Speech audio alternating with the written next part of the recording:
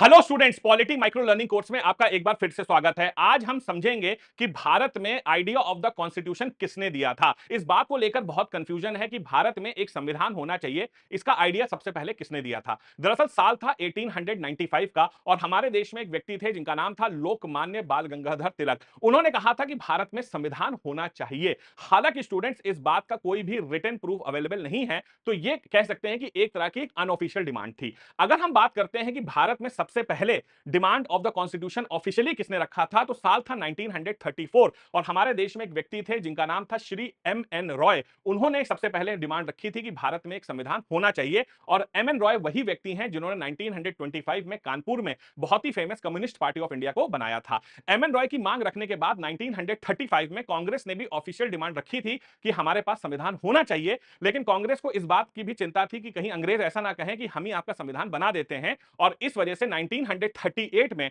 पंडित जवाहरलाल नेहरू ने on the behalf of Congress अंग्रेजों के सामने यह मांग रखी थी कि भारत का संविधान जो है वो एक इंडिपेंडेंट कंस्टिट्यूएंट असेंबली द्वारा बनाया जाएगा, जिसमें कोई भी विदेशी हस्तक्षेप नहीं होगा। उम्मीद करता हूं कि आपको यह कंसेप्ट क्लियर हो गया होगा। पॉलिटी को और भी एडवांस पढ़ने के लिए आप मेरा पॉलिटी का जो है कैप्सूल कोर्स डिजिटल वेंचर्स की ऐप या वेबसाइट पे आज ही जाकर खरीद सकते हैं। ऐसे और भी इंटरेस्टिंग वीडियोस के लिए यूट्यूब चैनल को हमारे सब्सक्राइब करें। अधिक जानकारी के लिए 7800099699 पर हमें कॉल भी आप कर सकते हैं। मिलते हैं अगले वीडियो में। Till then do take care of yourself. जय हिंद, जय भारत एंड वंदे मातरम।